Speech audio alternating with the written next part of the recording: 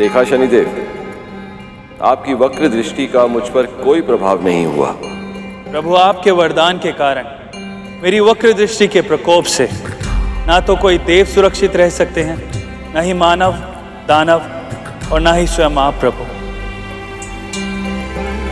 मेरी वक्र दृष्टि का ही प्रभाव था जो आपको कैलाश धाम छोड़कर इतने समय तक वन वन भटकना पड़ा और अंत में एक वृक्ष की कोटर में शरण लेनी पड़ी।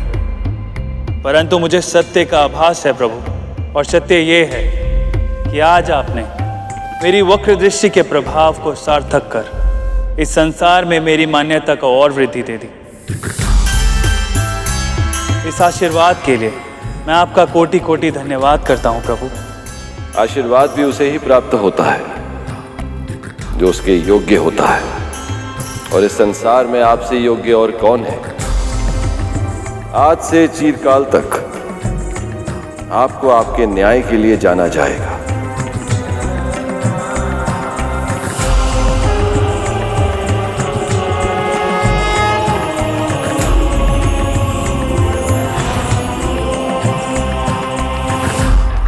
भगवान शिव का हमारी वक्र दृष्टि से सतर्क होकर छिपना महादेव की ही लीला है। भगवान शिव हमारे गुरुदेव हैं और वो ये भली भांति जानते हैं यदि एक गुरु ही शिष्य का सम्मान नहीं करेगा तो इस संसार में कोई उस शिष्य का सम्मान नहीं करेगा।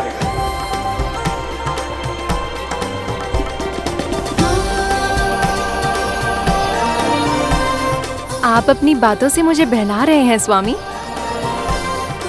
महादेव के छुपने का कारण चाहे जो भी हो, किंतु ये सत्य है कि वो आपसे भयभीत अवश्य हुए थे, है ना? ये तो मैं नहीं जानता प्रिय, परंतु इस कथा के माध्यम से आपने हमें स्मरण करा दिया कि चाहे कितना भी कठिन क्यों ना हो, हमें अपनी दृष्टि सदैव नीचे ही रखनी होगी।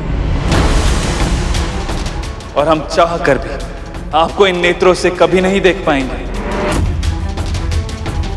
परंतु प्रिय, आपका ये श्राप हमें आपको अपनी मन की आंखों से देखने से नहीं रोक सकता। हम आपको अपनी मन की आंखों से देख सकते हैं।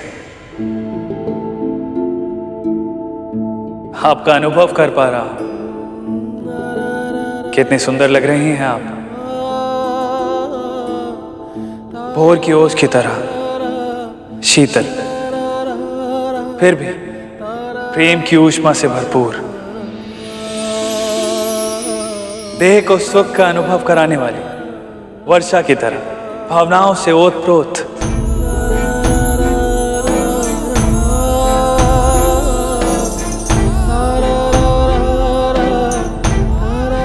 महाराज, हम पर आक्रमण हुआ है।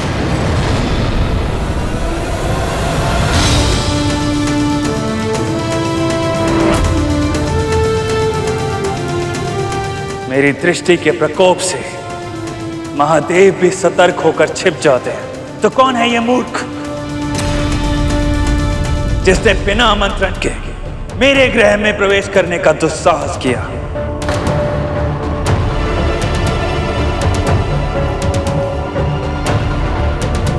हे महादेव, अब किसके जीवन पर इनकी वक्र दृष्टि का प्रकोप पड़ने वाला है? रुकिए, आप सब नहीं जानते आप लोग क्या कर रहे हैं। आप सबको इसका परिणाम नहीं पता है। युद्ध कोई उपाय नहीं है।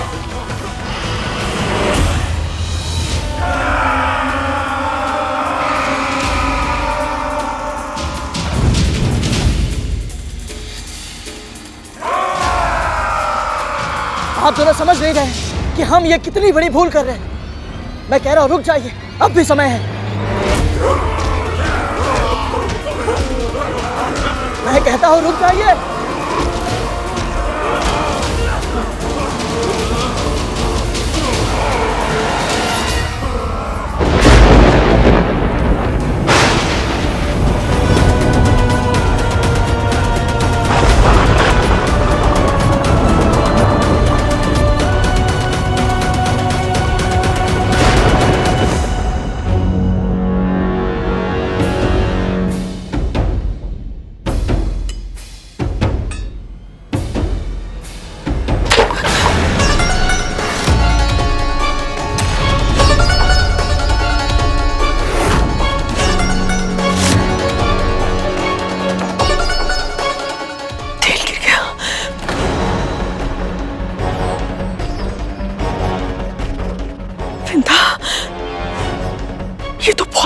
ये देखिए, हमारे पुत्र शनिदेव के निकट ही हैं।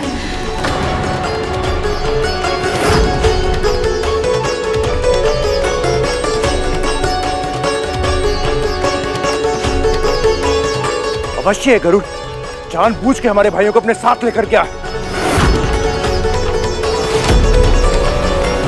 शनिदेव की वक्र दृष्टि उन पे पड़े। और पहले भी कह चुकी हूँ मैं, एक बार फिर से कहती हूँ, मेरा गरुड़ ऐसा कोई कार्य नहीं करेगा जिससे उसके किसी भी भाई का अहित हो।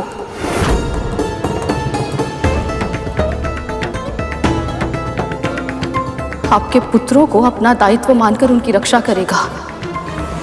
उन पर कोई भी संकट आने से पहले वो स्वयं उस संकट के सामने चट्टान की तरह खड़ा हो जाएगा, पर अपने भाइयों पर आज तक नहीं आने देगा।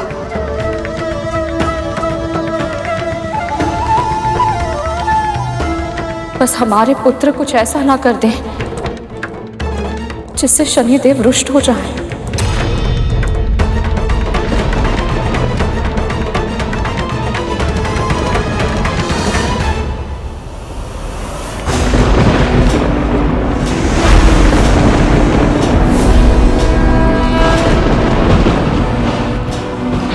जिसने भी मेरी आज्ञा के बिना यहाँ आने का दुस्साहस किया है, उसे इसका दंड भुगतना पड़ेगा।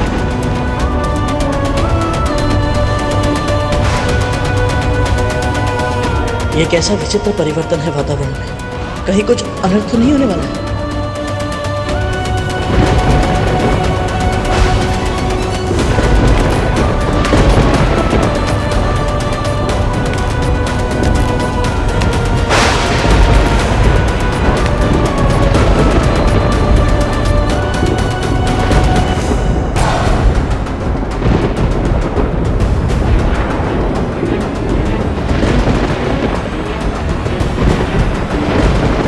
वातावरण बदल रहा है, क्या ये किसी अनिष्ट का सूचक है?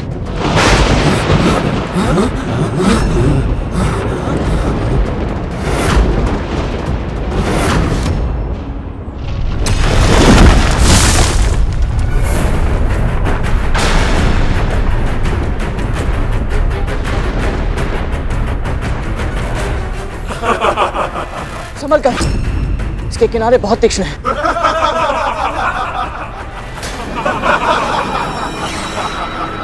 कहा था ना मैंने, जब तक शनि महाराज नहीं चाहेंगे तुम सब यहां से जाने के बारे में सोच भी नहीं सकते।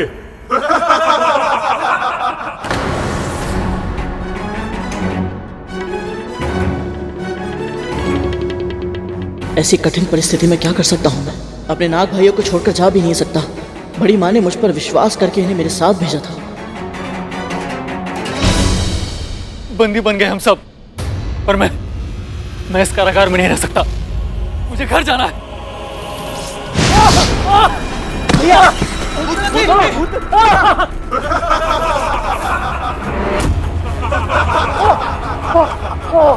क्या लगा था तुम्हें? ये कोई साधारण हिम है?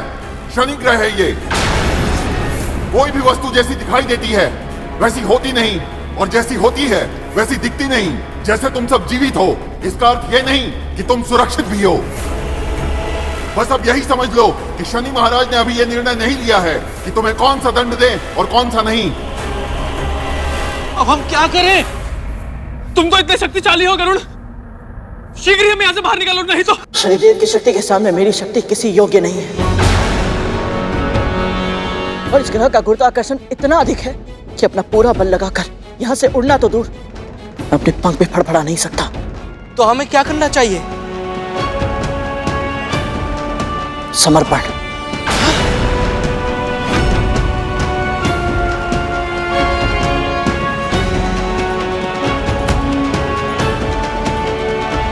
और प्रार्थना भी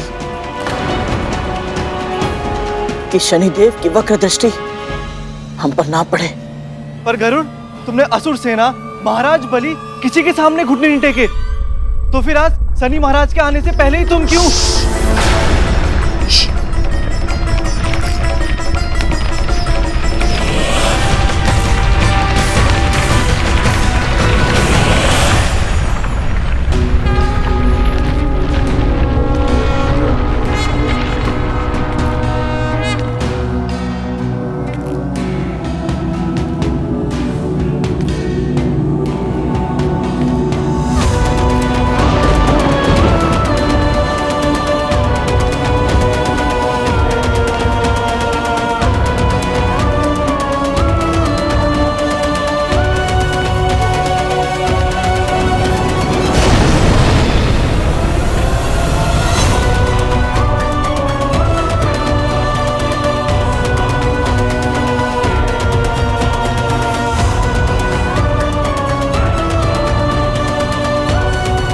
समस्त संसार को यमराज से भय लगता है, परंतु वो तो वरदान है। वो आते हैं, प्राण लेते हैं और चले जाते हैं, पर मैं श्राप हूं।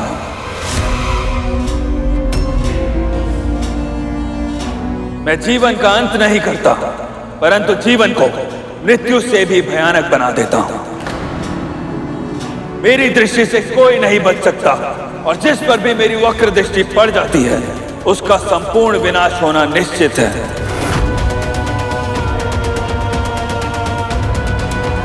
फिर भी तुम यहां आ गए मेरे सामने। ये ग्रह मेरा घर है, मेरा निवास स्थान, और यहां बिना आज्ञा और बिना निमंत्रण के आने से तुमको दंड क्यों ना दूं मैं?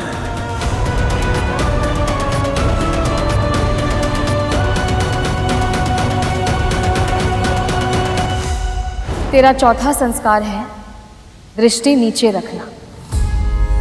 दृष्टि नीचे रखना? विनम्र रहना, तभी तो तू सुपात्र बन पाएगा। स्मरण रखना गुरु, विनम्रता से झुका हुआ शीश ही पूजनीय होता है। माँ, किंतु झुका हुआ शीश तो दुर्बलता की निशानी होती है। और अहंकार पतन का कारण होता है। अपने चारों ओर देख कर कुछ वृक्ष अहंकार से तने खड़े हैं, किंतु कुछ वृक्ष स्वाभिमान और विनम्रता का संतुलन स्थापित कर वायु के साथ झूल रहे हैं। जब आंधी आएगी तो तने हुए शीश वाले वृक्ष धूल में मिल जाएंगे, परंतु अपने लचीलेपन के कारण विनम्र वृक्ष वायु के वेग के साथ झुक जाएंगे और आंधी बीत जाने पर फिर से खड़े हो जाएंगे। तुम सबको किसने भेजा है यहाँ और किस कारण से आए हो?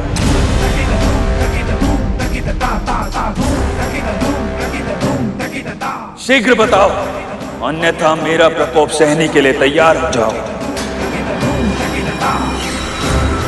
यदि मैंने बता दिया कि मुझे अंतरिक्ष में बड़ी माँ ने भेजा था, तो कहीं शनिदेव क्रोध में उन्हें दंड ना दे दे। जब तक इनका आवेश शांत नहीं हो जाता, मौन रहना ही उचित होगा। गरुड़ ऐसे ही मौन रहेगा या कुछ बोलेगा भी? मैं भी वही सोच रहा था तक तू कि कुछ बोलता क्यों नहीं है, क्यों नहीं बताता कि हम तो यहाँ पर आना ही नहीं चाहते। वो तो इस ग्रह की गुरुत्वाकर्षण शक्ति ने हमें यहाँ पे खींच लिया। दोष हमारा नहीं है, इस ग्रह का है।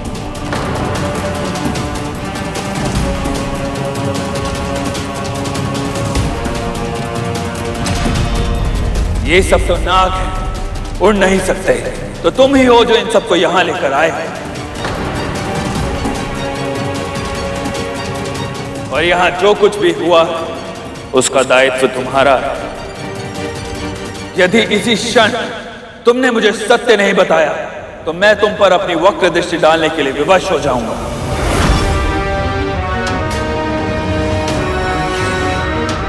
और यदि एक बार मेरी वक्र दृष्टि तुम पर पड़ गई तो तुम्हारे जीवन की सारी प्रसन्नता मेरे नेत्रों की अग्नि में जलकर भस्म हो जाएगी, और फिर कभी तुम अपने किसी भी उद्देश्य को पा नहीं पाओगे और कभी भी किसी भी कार्य में सफल नहीं हो पाओगे।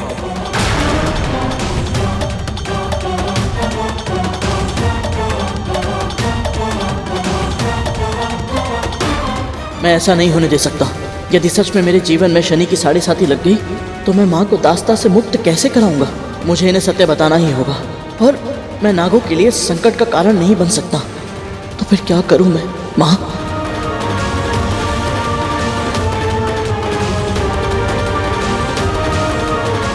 घबराओ मत पुत्र।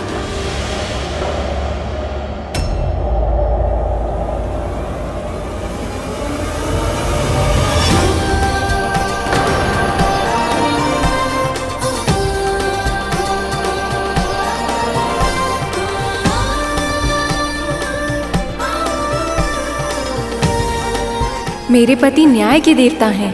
यदि तुमने कुछ भी अनुचित नहीं किया है तो इनसे भयभीत होने की कोई आवश्यकता नहीं है।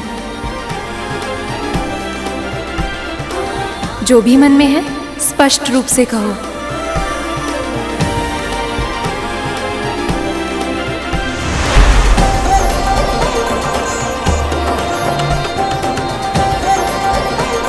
सत्य कह रही हैं देवी। यदि तुम मेरे क्रोध की ज्वाला को फिर से प्रज्वलित नहीं करना चाहते तो यही समय है। स्पष्ट बोलो और सत्य बोलो। माँ ने सही कहा था, मौन रहने से कभी कभी बड़ी से बड़ी आंधी आकर भी चली जाती है।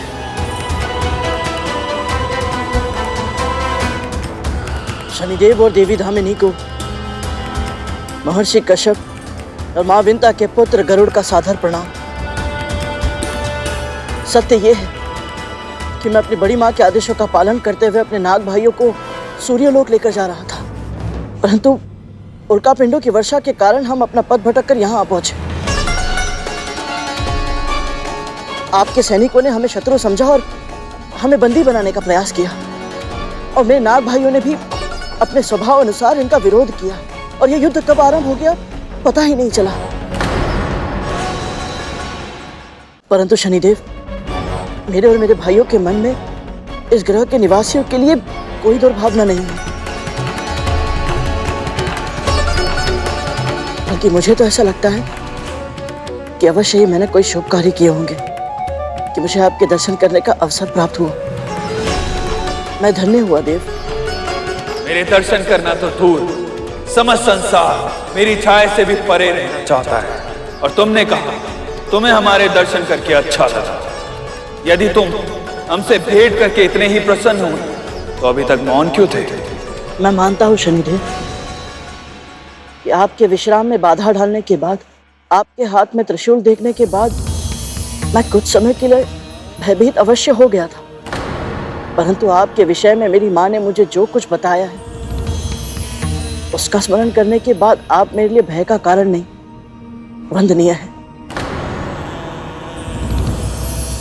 शनिदेव, मेरी ही तरह आपने भी अपने जन्म से पहले अपनी मां की पीड़ा को न केवल पहचाना बल्कि उसे सहन भी किया। तो भला दूसरों की पीड़ा को अपनी समझकर सहन करने वाले आप किसी और के लिए भय का कारण कैसे हो सकते हैं? मेरी मां की तरह आपकी मां को भी उनके अपनों ने बहुत पीड़ा पहुंचाई है, पर फिर भी ना तो वो धर्म के मार्ग से हटी और ना ही आप। सत्य तो ये है कि बचपन में अनेक कष्ट सहने के बाद जीवन में उन्नति पाने के लिए आपने बहुत कठिन तपस्या की शनिदेव, तब जाकर आपको न्यायाधीश का पद प्राप्त हुआ। इसलिए हर मातृभक्त को आपका अनुकरण करना ही चाहिए। यदि तुम्हें लग रहा है कि हमारी प्रशंसा करके तुम और तुम्हारे सभी नाग भाई हमारे प्रकोप से बच सकते हैं तो ये तुम्हारी भूल है।